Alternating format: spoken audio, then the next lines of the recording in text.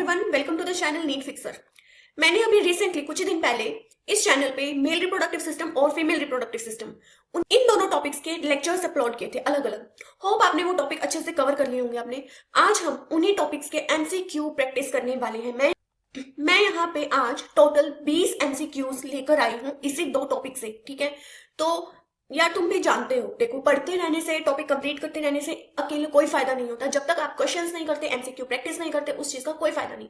तो हम बीच बीच में एमसीक्यू प्रैक्टिस भी करते जाएंगे, हम क्वेश्चंस भी लगाएंगे और उन टॉपिक्स को क्वेश्चंस के नजरिए से भी समझना सीखेंगे। यहाँ पे मैं एक एक करके सारे क्वेश्चंस करवाऊंगी। 20 क्वेश्चन आज यहाँ पे रहने वाले हैं। प्लस यहाँ पे जितने भी ऑप्शंस है ना, काफी ट्रिकी ऑप्शंस लिए गए हैं कि आपको समझने में एक बार जो है आपको बिल्कुल कॉन्सेप्ट क्लियर होगा तभी आप इन ऑप्शंस को टिक कर पाओगे, वरना कंफ्यूज हो जाओगे। कुछ इस तरह के ऑप्शंस मैंने यहाँ पे उठाए हैं। उनका पर्पस क्या है? नीट 2025 का पेपर आपने या तो दिया होगा या देखा होगा। नहीं देखा तो मैं हर वीडियो में बोलती हूँ कि एक बार जाके जरूर देखना। वहां पे ऑप्शंस, क्वेश्चन की बड़ी बड़ी लैंग्वेज किस तरीके से ट्रैप किया गया, किस तरीके से बच्चों को फंसाया गया पेपर में, उसी लेवल का पेपर मैं यहाँ पर आज लेकर आई हूँ। उसी लेवल के क्वेश्चंस हम डिस्कस करने वाले हैं। क्वेश्चंस लेंदी रहेंगे, तुम्हें देखने में लग सकता है कि क्या मैम ये बड़े बड़े क्वेश्चंस लेके आ गई हैं, लेकिन तुम्हें एक्चुअल में उस एक ऐसे एग्जाम की तैयारी करनी है। तुम्हें सिलेबस कितना आ रहा है, कितने टॉपिक अच्छे से आ रहे हैं, एक टाइम पे उस चीज के अलावा ये चीज भी डिपेंड करती है कि वो एग्जाम तुमसे वो क्वेश्चंस किस फॉर्म में पूछने वाला है, वो कितना लेंदी बन के आने वाला है। इन सब चीजों की प्रिपरेशन भी हमें करनी होती है, ठीक है। मैं चाहती हूँ जब तुम मेरे चैनल पे यहाँ पे पढ़ने आए हो तो ना सिर्फ तुम एक टॉपिक क्लियर करके जाओ, बल्कि उसके क्वेश्चंस कितने ट्रिकी हो सकते हैं, किस तरीके से क्वेश्चन फंसा सकता है तुम्हें। लास्ट मोमेंट जब एग्जाम तुम्हारा होगा उसमें कुछ भी ट्रैप में तुम ना फंस पाओ, इस चीज की तैयारी भी यहाँ पे करके जाओ। तो क्वेश्चन नंबर 1 से मैं स्टार्ट कर रही हूँ। होप तुम्हें मेरी बात समझ आ गई है। तो लेट्स स्टार्ट द क्वेश्चन। पहला क्वेश्चन यहाँ पे है, the scrotum plays a crucial role in spermatogenesis. ठीक है, मैंने मेल रिप्रोडक्टिव सिस्टम का टॉपिक ऑलरेडी करा दिया है, ये सब पहले भी डिस्कस हो चुका है, लेकिन क्वेश्चन के साथ दोबारा डिस्कस होगा तो तुम्हारे पास दोबारा से चांस है इस चीज को और अच्छे से करने का, ठीक है। अगर तुमने वो टॉपिक पढ़ा है तो और तो बहुत बढ़िया बात है, क्योंकि यहाँ पे फिर तुम्हें चीजें और बेहतर समझ आएंगी। नहीं भी पढ़ा है तो एक बार तुम इस वीडियो को बस देखते जाओ, आगे आगे 2-4 क्वेश्चन के बाद तुम्हारा जो दिमाग है, ब्रेन है, इसके साथ सेट हो जाएगा, ठीक है। The scrotum plays a crucial role in spermatogenesis. Sperm की फॉर्मेशन में स्क्रोटम एक बहुत बड़ा रोल प्ले करता है, ठीक है। Which of the following best explains how scrotum temperature regulation supports sperm formation. तो बेसिकली इन ऑप्शंस में से ऐसी कौन सी बात है जो ये एक्सप्लेन करती है कि स्क्रोटम का जो टेम्परेचर रेगुलेशन है ना, वो स्पर्म की फॉर्मेशन को सपोर्ट करता है। अब तुम जानते हो जो स्क्रोटम है वो पहले एक बेसिक सा डिस्कस कर लेते हैं। स्क्रोटम एक पाउच लाइक स्ट्रक्चर होता है ना। उस पाउच के अंदर टेस्टिस रहती हैं, वहां पे रहती हैं। क्यों रहती हैं? ताकि ये स्क्रोटम क्या होता है, बॉडी से आउटसाइड होता है, ठीक है। अंदर बॉडी के इंटरनल जो फ्रेमवर्क है ना, उसके अंदर नहीं होता, बॉडी के बाहर होता है। और उसी के अंदर वो टेस्टिस है, मतलब टेस्टिस भी बॉडी से बाहर है। अब इस पाउच में इस टेस्टिस को बैठने की क्या जरूरत पड़ी? क्यों इन्हें बॉडी से बाहर रहना है? क्योंकि जो हमारी बॉडी का टेम्परेचर है ना, दैट इज 37 डिग्री सेल्सियस। इस टेम्परेचर पे स्पर्मेटोजेनेसिस यानी स्पर्म फॉर्मेशन नहीं हो सकता। स्पर्म फॉर्मेशन के लिए यानी स्पर्मेटोजेनेसिस के लिए जो टेम्परेचर है इससे कम होना चाहिए, ठीक है। तभी जो टेस्टिस के अंदर मेनली क्या होता है, स्पर्म का फॉर्मेशन होता है ना। टेस्टिस के अंदर सेमिनिफेरस ट्यूब्यूल होते हैं, उनके अंदर जाके स्पर्म का फॉर्मेशन होता है। तो जब ये टेम्परेचर कम होगा तभी ये काम हो पाएगा, अदरवाइज नहीं होगा, ठीक है। अब बॉडी के अंदर का टेम्परेचर तो 37 डिग्री है। अगर ये चीज बॉडी के अंदर प्रेजेंट हो तो वहां पे सेम टेम्परेचर आएगा ना, वहां पे टेम्परेचर रेगुलेट नहीं हो पाएगा। इसीलिए बॉडी के बाहर स्क्रोटम बने होते हैं, इसीलिए ये स्क्रोटम बॉडी के बाहर होता है, ताकि वो टेस्टिस को होल्ड कर सके उस पाउच लाइक स्ट्रक्चर के अंदर, ताकि बॉडी टेम्परेचर से वहां का टेम्परेचर कम हो। कितना कम? 2 to 2.5 डिग्री सेल्सियस, 2 से 2.5 डिग्री सेल्सियस कम टेम्परेचर।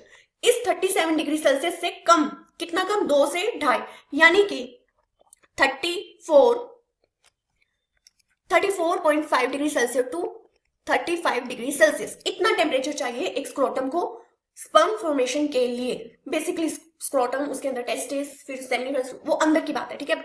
हम यहाँ पे स्क्रोटम की बात कर रहे हैं। तो ये टेम्परेचर रहता है स्क्रोटम का आउटसाइड द बॉडी, ठीक है। तब जाके ये स्पर्म फॉर्मेशन हो पाता है। तो इस टेम्परेचर को मेंटेन करने के लिए, बॉडी टेम्परेचर से 2 से 2.5 डिग्री कम टेम्परेचर मेंटेन करने के लिए स्क्रोटम बना होता है, ठीक है। तब जाके वहां पे स्पर्म फॉर्मेशन होता है। अब इतनी बात समझ आने के बाद में हम ऑप्शंस रीड करते हैं, ठीक है। By maintaining testis at body temperature to prevent protein denaturation. तो ये क्या कह रहा है कि स्क्रोटम स्पर्म फॉर्मेशन में रोल इसलिए प्ले करता है क्योंकि वो बॉडी टेम्परेचर मेंटेन करता है, लेकिन ऐसा तो नहीं है, बॉडी टेम्परेचर से कम टेम्परेचर चाहिए। और यहाँ पे प्रोटीन डीनेचुरेशन ये तो कोई कॉन्सेप्ट ही नहीं है, यहाँ पे कम टेम्परेचर रेगुलेट करना है ताकि वहां पे स्पर्म फॉर्मेशन हो सके by keeping testis 2 to 2.5 degree lower than body temperature. Body temperature से इतना कम हो टू अलाउ मियोटिक डिविजन्स। तो एग्जैक्टली यही रीजन होता है जिसकी वजह से स्क्रोटम बॉडी के बाहर होता है, स्क्रोटम का एक रोल होता है, ठीक है, ताकि वो टेम्परेचर को इतना मेंटेन कर सके। और ज्यादा अगर डिटेल में जाए तो ये टेम्परेचर इसलिए मेंटेन किया जाता है ताकि वहां पे मियोटिक डिविजन हो सके। किसके लिए जरूरी है ये मियोटिक डिवीजन? स्पर्म फॉर्मेशन के लिए। स्पर्म जब फॉर्म हो रहा होता है तब वहां पे डिविजन होते हैं, ठीक है।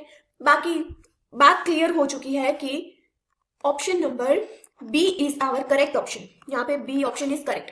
लेकिन अब क्वेश्चन पढ़ना है तो पूरा पढ़ेंगे, सी और डी को भी पढ़ लेते हैं। By insulating testis to avoid environmental temperature fluctuations.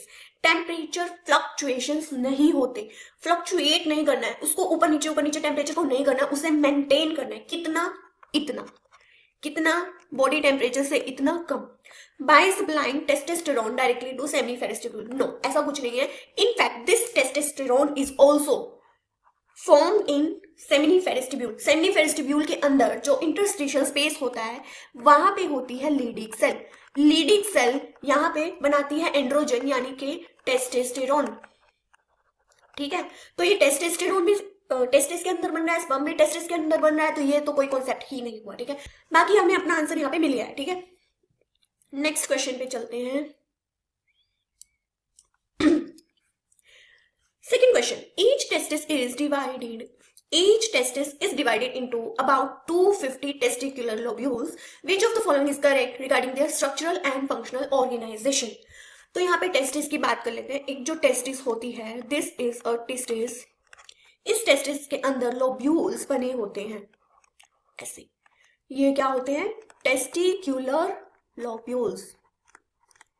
कितने होते हैं? हर एक के अंदर 250, ठीक है। इतनी बात तो क्वेश्चन ने भी बता दी। अब इस लोब्यूल के अंदर ऐसे सेमिनिफेरस ट्यूब्यूल्स होते हैं। हर एक लोब्यूल के अंदर एक लोब्यूल है, इसके अंदर 1 से 3 सेमिनिफेरस ट्यूब्यूल हो सकते हैं, ठीक है। 1 भी हो सकता है, 2 भी हो सकते हैं, 3 भी हो सकते हैं। मिनिमम 1, मैक्सिमम 3, ठीक है। ये एक रेंज है ये 1, 2, 3 कितने भी हो सकते हैं इनमें से, ठीक है। अब यहाँ पे हर क्या बताया, टेस्टिस होती है, उसके अंदर लोब्यूल्स होते हैं। ये बड़े वाले क्या बनाए मैंने, लोब्यूल्स। ये कितने होते हैं? 250। ऐसे गोले 250 बना। अब मैं 250 तो नहीं बना सकती, तो तुम समझ जाओ कि 250 गोले होते हैं, लोब्यूल्स होते हैं। उनके अंदर ट्यूब्यूल्स होती है। कौन सी? सेमिनिफेरस। 1 से 3 हो सकती है, ठीक है। क्वेश्चन अब पढ़ते हैं ऑप्शंस को। Which of the following is correct regarding their structural and functional organization? Each lobule contain numerous straight seminiferous tubule. यहाँ पे straight is the wrong thing. NCERT क्या कहती है? Seminiferous tubule is highly coiled tubules होती है, ठीक है। Each lobule contains 1 to 3 highly coiled seminiferous tubule where sperms are formed. Exactly, this is the correct answer. This option is correct answer. 1 से 3 highly coiled seminiferous tubule होती है जहां पे sperm बनते हैं। एक ही सेंटेंस के अंदर सेमिनिफेरस ट्यूब्यूल की सारी बात आ गई। आगे बढ़ते हैं क्वेश्चन नंबर 3 पे। Which statement correctly correlates cell type with function in seminiferous tubule? Seminiferous tubule जो होती है, सेमिनिफेरस ट्यूब्यूल, मैंने यहाँ पे एक सेमिनिफेरस ट्यूब्यूल बनाई। अब इसमें क्या होते हैं? बहुत तरह के सेल्स होते हैं, ठीक है। पहला होता है मेल जर्म सेल, जिसको बोलते हैं स्पर्मेटोगोनिया। इसी से जाके आगे बनता है स्पर्म फॉर्मेशन, इसी का डिवीजन होते रहता है और स्पर्म बन जाता है। दूसरा होता है यहाँ पे सर्टोली सेल, ठीक है, जो नर्स सेल भी होती है, जो इस स्पर्म फॉर्मेशन के प्रोसेस में न्यूट्रिशन प्रोवाइड करती है, ठीक है। तीसरे टाइप की सेल होती है लीडिंग सेल, जो कि बनी होती है इंटरस्टिशियल स्पेस में, है ना, जिसको इंटरस्टिशियल सेल भी बोल देते हैं, ठीक है। इस स्पेस के अंदर लीडिंग सेल होती है जो बनाती है टेस्टोस्टेरोन, ठीक है। चौथी टाइप की चीज जो होती है वहां पे ब्लड वेसल्स होते हैं। सॉरी, ये ब्लड वेसल्स क्या होते हैं? इंटरस्टिशियल स्पेस में ही होते हैं, तो उसको अलग से मैं अभी नहीं मेंशन कर रही। यहाँ पे होती है लॉजिकल सेल्स, यानी कि इम्यून सिस्टम की जो सेल्स हैं वहां पे वो भी बनी हुई है, जैसे कि WBC टाइप की सेल्स जो वहां पे प्रोटेक्शन कर सकती है। तो ये सारी चीजें होती है एक सेमिनिफेरस ट्यूब्यूल के अंदर।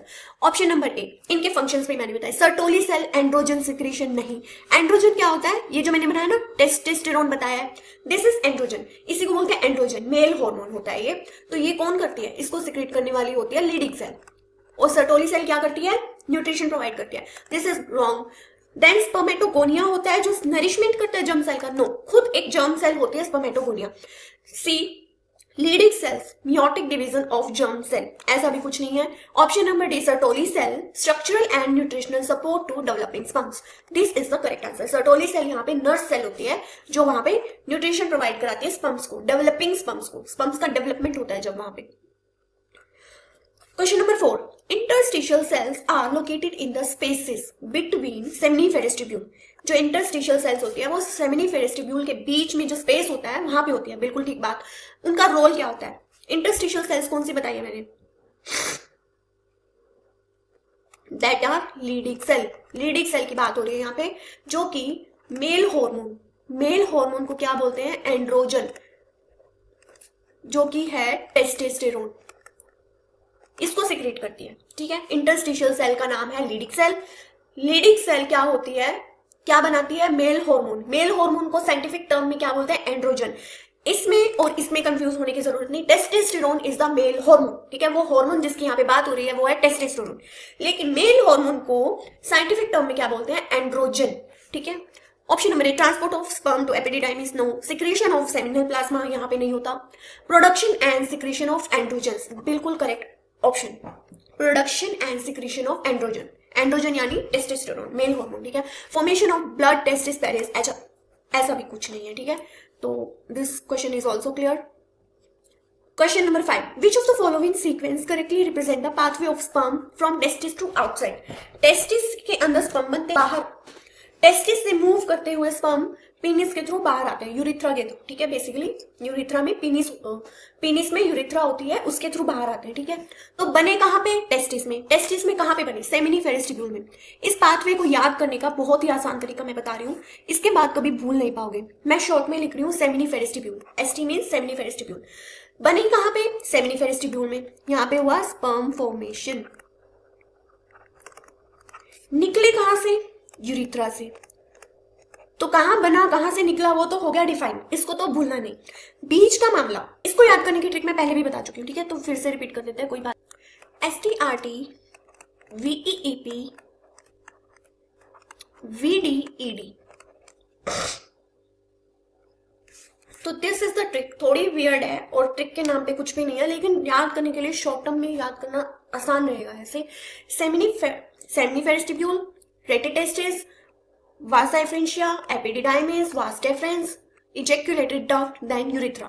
1 2 3 4 5 6 7 टोटल 7 टर्म्स यहाँ पे हैं जिनके थ्रू स्पर्म फॉर्मेशन, जिनके थ्रू स्पर्म होके जाता है। ये पाथ ऑफ द स्पर्म है, टेस्टिस में बनता है, बेसिकली सेमिनिफेरस ट्यूब्यूल में बनता है, फिर रेटिटेस्टिस से होके vasa efferentia, then epididymis, then vas deferens, ejaculated duct and urethra, इन सबसे होके बॉडी से बाहर, इससे फिर बॉडी से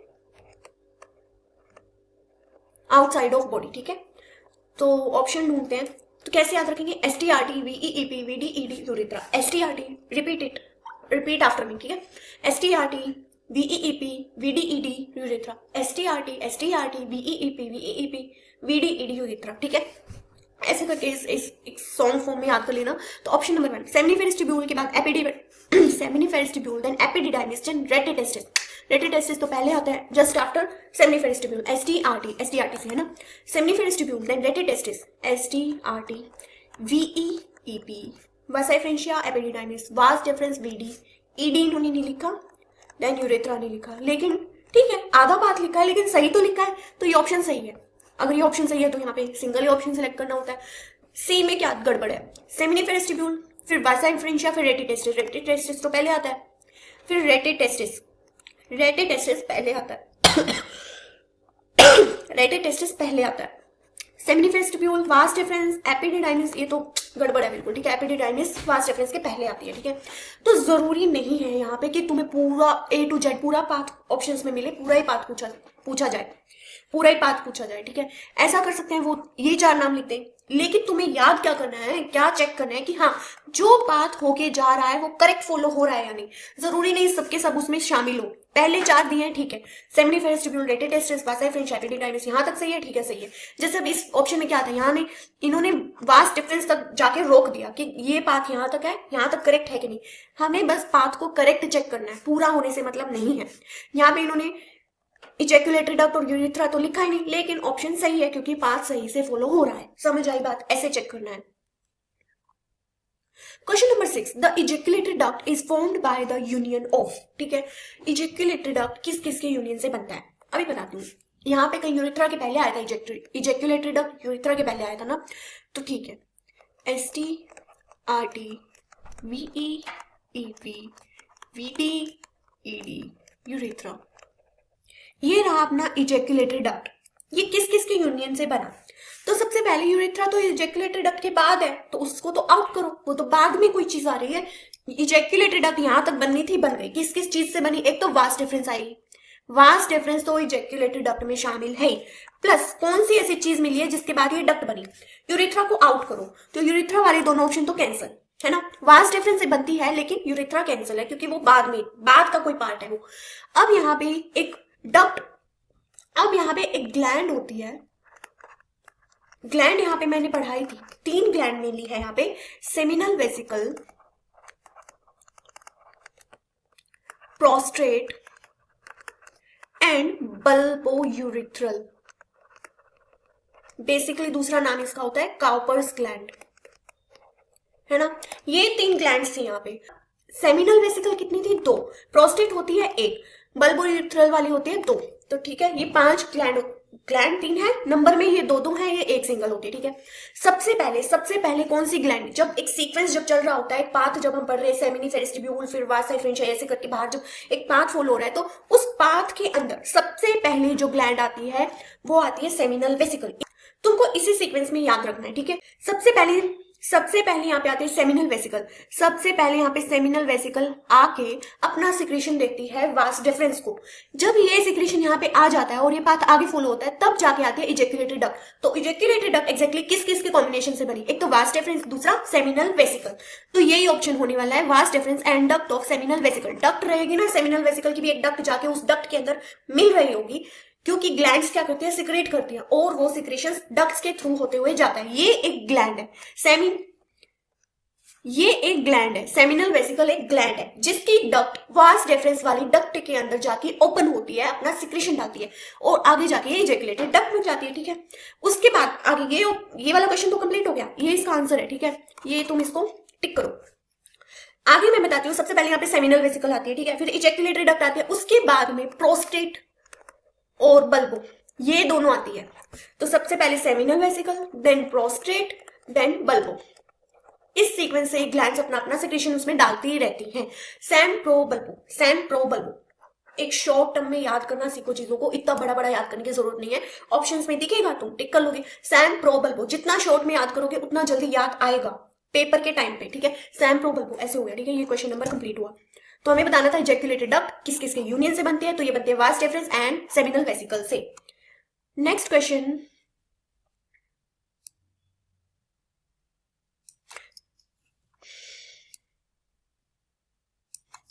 आता है the penis becomes erect during insemination due to. जब इंसेमिनेशन हो रहा होता है, इंसेमिनेशन क्या होता है, डिपोजिशन ऑफ सीमेन यानी जिसमें स्पर्म होते हैं और जितनी भी ग्लैंड्स ने अपना सिक्रीशन डाला है, सिक्रीशन ऑफ ग्लैंड्स, वो सब होता है इसके अंदर, तो उसको कंबाइनली सीमेन बोलते हैं। डिपोजिशन ऑफ स्पर्म या फिर सीमेन, क्वेश्चन में तुम्हें स्पर्म भी दिया जा सकता है अकेले, तो डिपोजिशन ऑफ स्पर्म या फिर सीमेन इन फीमेल बॉडी, है ना। इस प्रोसेस को, जब स्पर्म फीमेल बॉडी के अंदर डिपोजिट हो रहा होता है, उस प्रोसेस को बोलते हैं इंसेमिनेशन। तो इंसेमिनेशन के टाइम, तो during the process of insemination penis is erect. During the process of insemination penis becomes erect.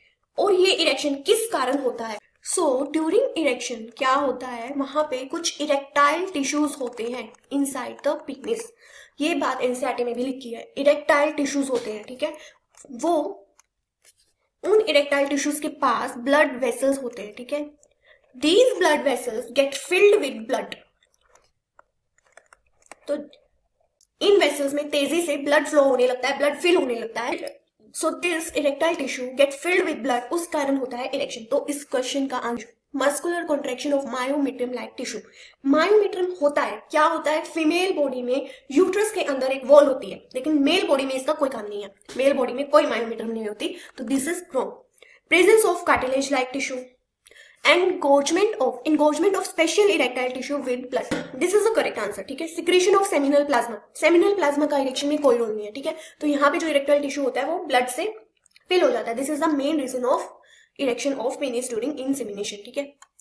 Question number 8, which of the following combinations regarding male accessory glands and their secretion is correct. यहाँ पे मैंने तुम्हें ये सारी की सारी glands बताई है, ठीक है। सेमिनल वेसिकल, यहाँ पे जो मैंने सारी की सारी ग्लैंड्स बताई थी, इनके अलग अलग सिक्रीशन होते हैं। तो इनके कौन कौन से सिक्रीशन होते हैं मैं अभी बताती हूँ, वही ये क्वेश्चन में पूछा जा रहा है, ठीक है। सेमिनल वेसिकल क्या करते हैं, enzymes only, lubrication of penis. Seminal vesicle ये ग्लैंड्स अपना अपना सिक्रीशन करती है, ठीक है। लेकिन अकॉर्डिंग टू एनसीईआरटी, तुम्हारे एनसीईआरटी में क्या है, यहाँ पे सेमिनल प्लाज्मा का जिक्र है, और ये सेमिनल प्लाज्मा ओवरऑल इन सारी ग्लैंड्स के थ्रू आया हुआ एक सिक्रीशन है, ठीक है।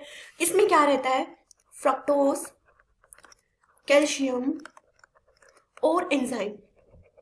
प्लस एनसीईआरटी में एक बल्बोयूरिथ्रल ग्लैंड का स्पेशल डिस्कशन है, जिसमें ये बोलते हैं कि, जिसमें कहा है कि लुब्रिकेशन ऑफ पेनिस का काम करती है बल्बोयूरिथ्रल ग्लैंड। तो यहाँ पे दो चीजें याद करनी है, एक तो सेमिनल प्लाज्मा होता है जिसमें फ्रक्टोज, कैल्शियम, एंजाइम्स होते हैं, दूसरा बल्बोयूरिथ्रल ग्लैंड लुब्रिकेशन ऑफ पेनिस करती है। तो इसी के बेस पे तुम्हें क्वेश्चन में आंसर देना है, ठीक है। सेमिनल वेसिकल एंजाइम्स ओनली, ऐसा कुछ नहीं है कि सेमिनल वेसिकल एंजाइम करेंगी, फ्रक्टोज प्रोस्टेट करेगी, ऐसा कुछ नहीं है। Seminal plasma is the thing which is combinedly have fructose, calcium and enzyme. So this is the right answer. Enzymes only, prostate lubrication, prostate नहीं करती, लुब्रिकेशन का काम करती है बल्बोयूरिथ्रल, ठीक है। Fructose rich secretion. सो ये दोनों पॉइंट्स याद रखना। Now next question is which statement regarding ovaries is most appropriate. अभी तक हमने मेल रिप्रोडक्टिव पार्ट के क्वेश्चंस किए, अब फीमेल वाले पे आते हैं। तो ओवरीज की ये कौन से स्टेटमेंट इनमें से ट्रू है। Ovaries are accessory sex organ, नहीं। ओवरीज क्या है, primary sex organ. Primary sex organ किसको बोलते हैं, विच प्रोड्यूस गैमीट्स। जो भी रिप्रोडक्टिव ऑर्गन गैमीट प्रोडक्शन का काम करता है, मेनली गैमीट पे यहाँ फोकस करना है। गैमीट प्रोडक्शन जो भी ऑर्गन करता है वो प्राइमरी हो जाता है, सबसे पहली उसकी प्रायोरिटी होती है। तो यहाँ पे ओवरीज, यहाँ पे हमारी फीमेल जो रिप्रोडक्टिव पार्ट है उनमें ओवरीज क्या करती है, गैमीट प्रोड्यूस करती है। कौन सा गैमीट करती है, ओवम, जिसको आप एग भी बोल सकते हो। अगर मैं मेल रिप्रोडक्टिव सिस्टम की बात करूं तो वहां पे प्राइमरी सेक्स ऑर्गन यानी कि गैमीट प्रोड्यूस करने वाला सेक्स ऑर्गन कौन सा होता है, वो होता है टेस्टिस। तो यहाँ पे मेल के केस में प्राइमरी सेक्स ऑर्गन बोला जा सकता है टेस्टिस को। किस बेसिस पे ये डिसाइड होता है कि कौन सा सेक्स ऑर्गन प्राइमरी होगा और कौन सा सेकेंडरी होगा। प्राइमरी है तो सेकेंडरी भी होगा, तभी तो कंपेयर करके चीजों को डिफाइन किया गया होगा कि ये चीज प्राइमरी है, बाकी सब सेकेंडरी है ना।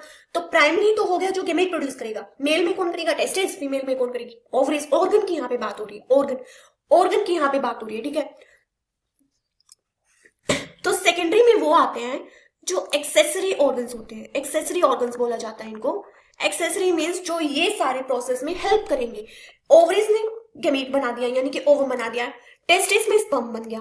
अब इन स्पर्म और ओवम को कहीं पहुंचाया जाएगा, उनका जो काम है वो फंक्शन उनसे करवाया जाएगा, उसमें कौन हेल्प करेंगे, सेकेंडरी यानी कि एक्सेसरी सेक्स ऑर्गन्स। ओवरीज को छोड़ के बाकी सब जैसे फेल्लोपियन ट्यूब, यूट्रस, सर्विक्स, वजाइना, ये सब एक्सेसरी सेक्स ऑर्गन्स है। ऐसे ही मेल में टेस्टिस को छोड़ के बाकी के सारे जितने हम पढ़ते हैं, vas deferens, epididymis, urethra, penis, ये सब क्या है, सेकेंडरी सेक्स ऑर्गन, जो कि इनके गैमेट्स को बेसिकली इन गैमेट्स को पहुंचा रहे हैं कहीं पे उनकी डेस्टिनेशन तक। सो ओवरीज के लिए क्या बात बोली गई है, ovaries are accessory sex organ, नहीं, ये प्राइमरी सेक्स ऑर्गन है। ओवरीज प्रोड्यूस ओनली ओवा, नहीं, ओवरीज सिर्फ ओवा प्रोड्यूस नहीं करती, यहाँ पे ओवेरियन हॉर्मोन्स प्रोड्यूस किए जाते हैं ओवरीज के द्वारा, ठीक है। यहाँ पे कुछ हॉर्मोन्स भी प्रोड्यूस होते हैं जो ओवेरियन हॉर्मोन्स जिसको हम बोलते हैं वो प्रोड्यूस करती है ओवरीज। तो ओवरीज ओनली ओवा, ओवम को ही क्या बोला गया है, ओवा। ओवा नहीं प्रोड्यूस करती, खाली ओवा नहीं प्रोड्यूस करती, हॉर्मोन्स भी प्रोड्यूस करती है। तो this is also wrong statement. जहां पे वर्ड आ गया ना ओनली, वहां पे चीजें स्पेसिफाई कर दी गई है कि यहाँ पे तो सिर्फ ओवा ही रिलीज होगा। नहीं भाई, ओवरी क्या बुरा मान जाएगी, मैं तो हॉर्मोन्स भी रिलीज करती हूँ, ऐसे कैसे तुमने बोल दिया कि मैं सिर्फ ओवा करती हूँ। तो ओवरी को बुरा नहीं लगने देना है, इस ऑप्शन को काट देना है। Ovaries are primary sex organ exactly producing gametes and steroid hormones. यही करेक्ट ऑप्शन है, ये पूरी स्टेटमेंट है कि ओवरी ऐसा ऑर्गन है और ये चीजें यहाँ पे प्रोड्यूस होती हैं। जो हॉर्मोन्स होते हैं ना ओवेरियन हॉर्मोन्स, ये स्टीरॉयड टाइप के होते हैं, स्टीरॉयड, ठीक है। Ovaries are located within the uterus, ये तो बहुत ही फालतू बात है, इससे तुम जाने दो। चलो वैसे ओवरीज होती कहाँ पे ये भी डिस्कस कर लेते हैं ना। ओवरीज होती हैं वैसे तो पूरा फीमेल जो अगर ओवरऑल रिप्रोडक्टिव सिस्टम देखा जाए तो पेल्विक रीजन में होता है, लेकिन ओवरी की पोजीशन थोड़ी ऊपर है। कहाँ पे है, पेल्विस के ऊपर एब्डोमेन वाला पार्ट होता है। तो लोअर एब्डोमेन के अंदर होती है ओवरीज, दोनों तरफ एक एक होती है, ठीक है। So this question is also done. आज इस वीडियो का हम लास्ट क्वेश्चन कर रहे हैं, 10 क्वेश्चन। 20 क्वेश्चन करने वाले थे लेकिन वीडियो ज्यादा लंबा हो रहा है, मैं ये पार्ट 1 में डालूंगी 10 क्वेश्चन और पार्ट 2 में डालूंगी 20 क्वेश्चन, 11 to 20 क्वेश्चन, है ना। The ovarian stroma is differentiated into cortex and medulla, which of the following statement is correct, ठीक है। जो ओवरी होती है ना, ओवरी क्या होती है, प्राइमरी सेक्स ऑर्गन, क्या रिलीज करती है, ओवम रिलीज करती है और ओवेरियन हॉर्मोन्स रिलीज करती है। ये सब बात हम कर चुके हैं। कहाँ पे प्रेजेंट होते हैं, लोअर एब्डोमेन में। अब ये जो ओवरी होती है ना, इसके अंदर क्या होता है, ये ओवरी है, मान लो मैंने ये ओवरी बनाई, एक तो ओवेरियन कवरिंग हो गई है ना, ये कवरिंग हो गई, ये ओवरी हो गई। इसके अंदर जितनी भी चीजें होती है, जो भी कुछ इसके अंदर है, खोखली तो है नहीं, कुछ कुछ उसके अंदर है चीजें, उसको बोलते हैं स्ट्रोमा, ओवेरियन स्ट्रोमा। अब मैं बताती हूँ एक्चुअल में ये चीजें क्या होती हैं। क्या होता है कि पेरिफेरी में, साइड में ओवेरियन फॉलिकल्स बने होते हैं, ठीक है।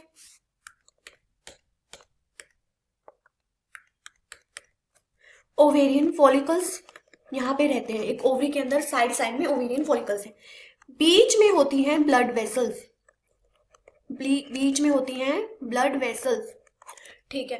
तो अब एक चीज, एक गोला है, मान लो एक बॉल है, उसमें साइड में ओवेरियन फॉलिकल्स है, बीच में ब्लड वेसल्स है। तो एक दो तरह के यहाँ पे रीजन डिफरेंशिएट हो गए। क्या इस बात को समझ पा रहे हो, साइड में एक जैसी चीज है, बीच में कुछ और चीज है, तो ये दो रीजन में डिवाइड हो गई है, एक ही बॉडी दो रीजन में डिवाइड हो गई है। तो यहाँ पे दो रीजन आ जाते हैं, मेड्यूला और कॉर्टेक्स। अब बारी आती है कि किस वाले रीजन को क्या बोलते हैं। तो जो बाहर वाला है ना, आउटर वाला जो है वो है कॉर्टेक्स। आउटर में क्या प्रेजेंट है, ओवेरियन फॉलिकल्स, तो यहाँ पे क्या है, कॉर्टेक्स। इस वाले रीजन को बोलते हैं कॉर्टेक्स, जो कि है आउटर। और ये जो बीच वाला है, अंदर वाला, इनर वाला, इसको बोल देते हैं medulla. Inner medulla, outer cortex. तो ओवरी क्या होती है, ओवरी के अंदर ओवेरियन स्ट्रोमा होता है। ओवेरियन स्ट्रोमा दो रीजन में डिवाइड होता है, inner medulla, outer cortex. Medulla में क्या होती है, अंदर की साइड क्या बताया मैंने, ब्लड वेसल्स, और आउटर की साइड क्या होती है, ओवेरियन फॉलिकल्स, ओवेरियन फॉलिकल्स। इतनी बात समझ में आई। Option is cortex is inner, नहीं, cortex contains developing follicles, exactly follicles होते हैं इसमें। मेड्यूला कंटेन्स जर्मिनल एपिथेलियम, नहीं होता ऐसा कुछ। Medulla is the site of ovulation, ऐसा कुछ नहीं है। हमें बस इतना बताना है उस रीजन में क्या है क्या नहीं है। तो कॉर्टेक्स में क्या होता है, developing follicles, this is the correct answer. तो ये चीज ध्यान रहेगी, और ये चीज कोई एक्स्ट्रा नहीं है, तुमने कभी नहीं पढ़ी तो अलग बात है, ये एनसीईआरटी में दी हुई है। अगर एनसीईआरटी ध्यान से पढ़ोगे तो दिख जाएगी। ओवेरी, ये बहुत इंपॉर्टेंट बात है, ठीक है। बच्चे इतने डिटेल में पढ़ नहीं पाते, उन्हें लगता है पता नहीं क्या पूछ लिया हमसे। ओवरी के अंदर ओवेरियन स्ट्रोमा होता है, उसके अंदर दो सॉरी उसमें दो अलग अलग तरह की चीजें होती है। क्या क्या होती है, ओवेरियन फॉलिकल्स होते हैं और ब्लड वेसल्स होती है। फॉलिकल्स बाहर की साइड होते हैं, कॉर्टेक्स रीजन में होते हैं, ब्लड वेसल्स अंदर की साइड होती है, मेडुला रीजन में होती है। दैट्स इट, इतनी कोई टिपिकल बात नहीं है ये। इस वीडियो को मैं इसी क्वेश्चन नंबर 10 के ऊपर एंड कर रही हूँ। इसको मैं पार्ट 1 बना के डाल दूंगी। पार्ट 2 में मैं नेक्स्ट वीडियो आगे के क्वेश्चंस को डिस्कस करूंगी, साथ में बचे हुए टॉपिक्स को भी डिस्कस कर लिया जाएगा। तो इतना यहाँ तक पढ़ चुके हो तो अच्छी बात है। और तो यहाँ तक कर चुकी हो तो बहुत अच्छी बात है, तुम्हें बहुत अलग लेवल से, अलग एंगल से चीजें, क्वेश्चंस देखने को मिले होंगे। यहाँ पे एक एक ऑप्शन को अच्छे से डिस्कस किया गया, कौन सा करेक्ट है, क्यों करेक्ट है, किस लिए करेक्ट है, सब बताया। तो क्वेश्चंस जब भी प्रैक्टिस कर रहे हो ना, तो ऐसे अपनी फेवरेट क्वेश्चंस मत क्या करो कि हाँ प्राइमरी सेक्स ऑर्गन कौन सा होता है, ओवरी होती है, स्पर्म फॉर्मेशन कहाँ होता है, टेस्टिस में होता है। दीज आर नॉट क्वेश्चंस, ये तो बस ऊपर ऊपर की आउटलाइन होती है। क्वेश्चंस होते हैं ऐसे, अगर अच्छे में ट्रू प्रिपरेशन करना चाहते हो तो इस तरीके के टिपिकल क्वेश्चंस, जो ऑप्शंस आपको उलझा रहे हो उसी तरह के क्वेश्चंस किया करो, ठीक है। तो अगर यहाँ पे तुम बहुत इजी क्वेश्चन करने के लिए, हाँ मजे आ रहे हैं, आंसर देना आ रहे हैं, इस तरह के मजे लेने के लिए मत किया करो क्वेश्चन, ठीक है। क्वेश्चंस के थ्रू तुम्हें चीजें याद आनी चाहिए, पूरा का पूरा कॉन्सेप्ट याद आना चाहिए। अब मैंने 1-2 क्वेश्चन, हमने 9 और 10 क्वेश्चन की, लेकिन पूरी की पूरी ओवरी डिस्कस हो गई है ना। इसी तरीके से तुम्हें क्वेश्चंस करने हैं, ठीक है। और ऐसे अगर प्रैक्टिस करोगे ना, तब जाके चीजें जल्दी जल्दी याद आएंगी और डिटेल में याद आएगी, कंफ्यूजन कम से कम रहेगी। तो keep preparing, keep studying, stay healthy and good luck.